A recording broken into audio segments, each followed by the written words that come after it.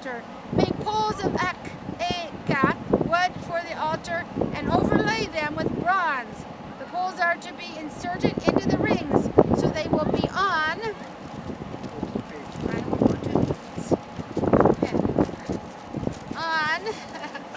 right, two sides of the altar. When it is carried, make the altar hollow out of boards. It is to be made just as you were to shown in the mountain. Okay, I'm going to go turn the car off so you can hear us. Oops, never mind, he is. And I'm going to try to read because he took my light in the dark. And put my hood up because my ears are freezing. There we go. Ooh. Okay, where are you? I know. The courtyard. Make a courtyard for the tabernacle. The south side shall be 100 cubits wide.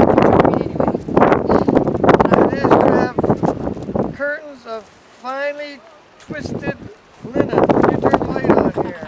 With 20 posts and 20 bronze bases, and with silver hooks and bands on the posts. The north side shall also be 100 cubits long, and is to have curtains with 20 posts and 20 bronze bases, and with silver hooks and bands on the posts. The west end of the courthouse shall be 50 cubits wide and have curtains with 10 posts and 10 bases on the east end toward the sunrise, and the courtyard shall also be 50 cubits wide.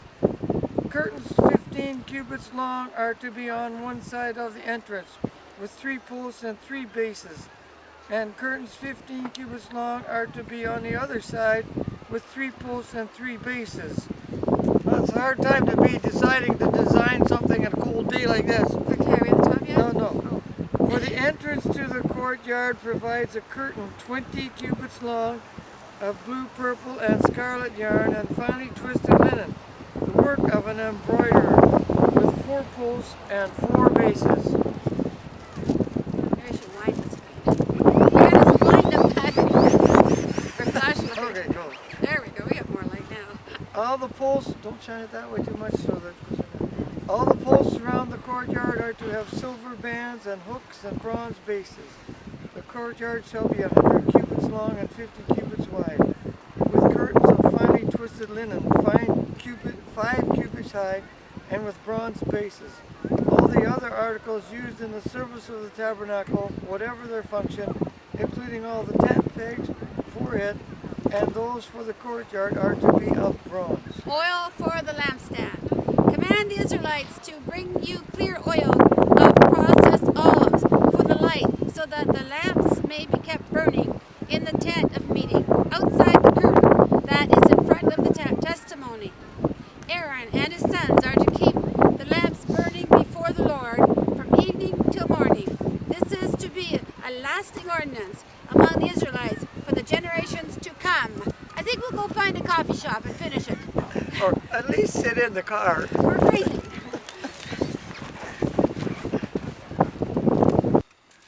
In the warm car. Exodus chapter 28.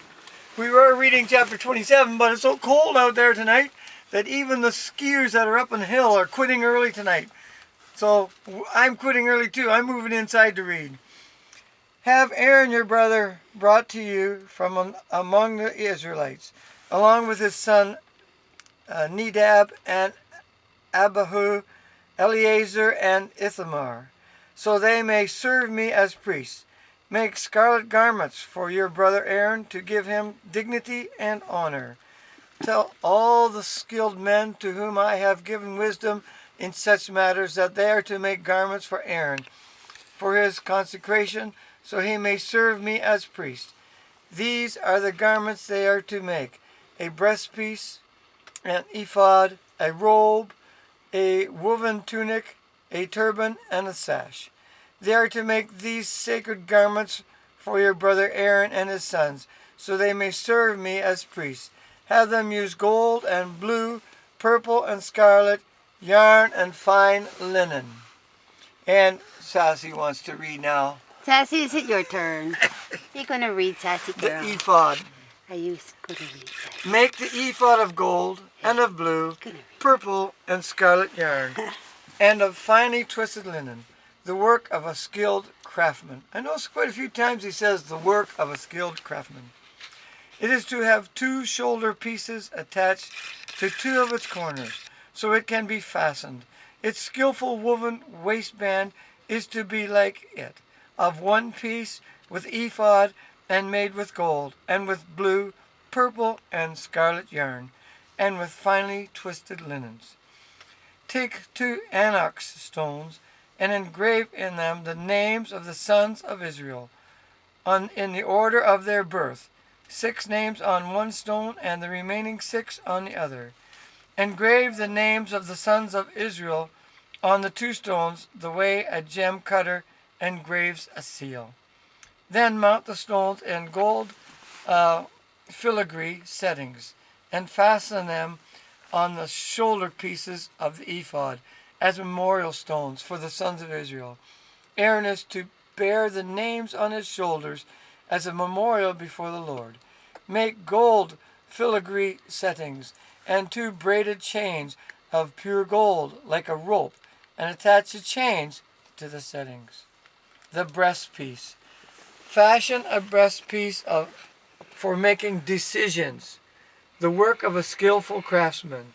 Make it like the ephod, of gold, and of blue, purple, and scarlet yarn, and of finely twisted linen.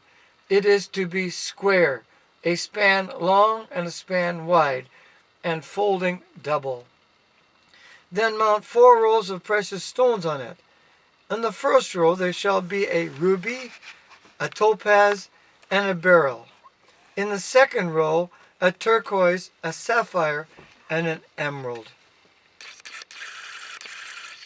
In the third row, a jacinth, and an agate, and an agate, I guess it is, and an amethyst.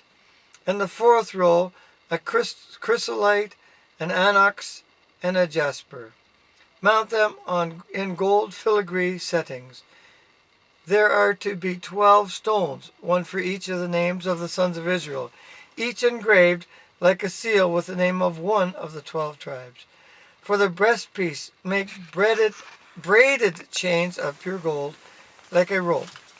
Make 2 gold rings for it, and fasten them to 2 corners of the breastpiece.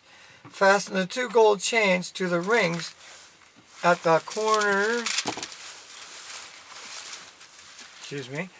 of the breastpiece, and the other ends of the chains to the 2 settings, attaching them to the shoulder pieces of the ephod at the front. Make 2 gold rings and attach them to the other 2 corners of the breastpiece on the inside edge next to the ephod.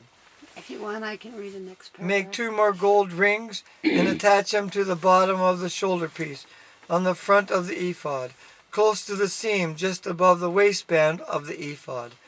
The rings of the breastpiece are to be tied to the rings of the ephod with blue cord, connecting it to the waistband, so that the breastpiece will not swing out from the ephod. Whenever Aaron enters the holy place, he will bear the names of the sons of Israel over his heart on the breastpiece of decision as a continuing memorial before the Lord. Also put the Urim and the Thummim in the breastpiece, so they may be over Aaron's heart whenever he enters the presence of the Lord. Thus Aaron will always bear the means of making decisions for the Israelites over his heart before the Lord. Other priestly garments. Make the robe of the ephod entirely out of blue cloth, with an opening for the head in its center. There should be a woven edge like a collar around the opening, so that it will not tear. Make pomegranates of blue, purple, and scarlet yarn around the hem of the robe, garment, with gold bells between them. This is so ornate, eh? Purple and gold and bronze and bells. Give me that little light. The gold bells between them.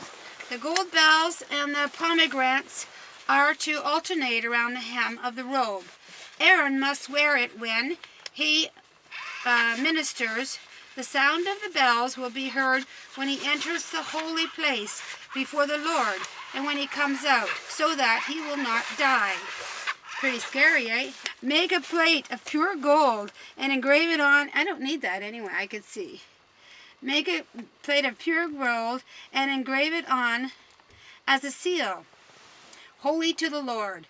Fasten a blue cord to it to attach it to the turban. It is to be on the front of the turban. It will be on Aaron's forehead, and he will bear the guilt involved in the sacred gifts the Israelites consecrate. He bears the guilt. That's pretty powerful, eh?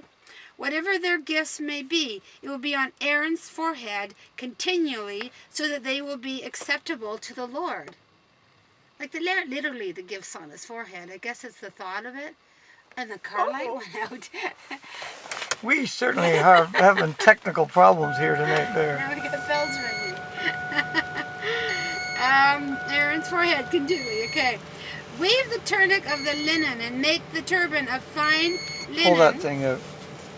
And I got a beeper here that wants to be pulled out. This is terrible. And my book closed, so I lost my place. This is so funny. Okay, linen. Okay, weave the tunic of fine linen and make the turban of fine linen. The sash is to be the work of an embroiderer. Make tunics, sashes, and headbands for Aaron's sons to give them dignity and honor. After you put these clothes on your brethren, Aaron and his sons, anoint and ordain them, consecrate them, so that they may serve me as priests. It's really interesting he cares about their dignity, eh? Like, I mean, not interesting, like, it seems like a little detail, but God's taking care of the little details. Make linen undergarments to cover for the body, and reach them from the waist to the thighs. Aaron and his sons must wear them wherever they enter the tent, whenever they enter the tent of meeting, or approach the altar to minister in the holy place, so that they will not incur guilt and die. This is to be a lasting ordinance for Aaron and his descendants. So if you don't wear clean underwear to church and you're a priest, you could die. Okay, Eric's going to read the Matthew section now.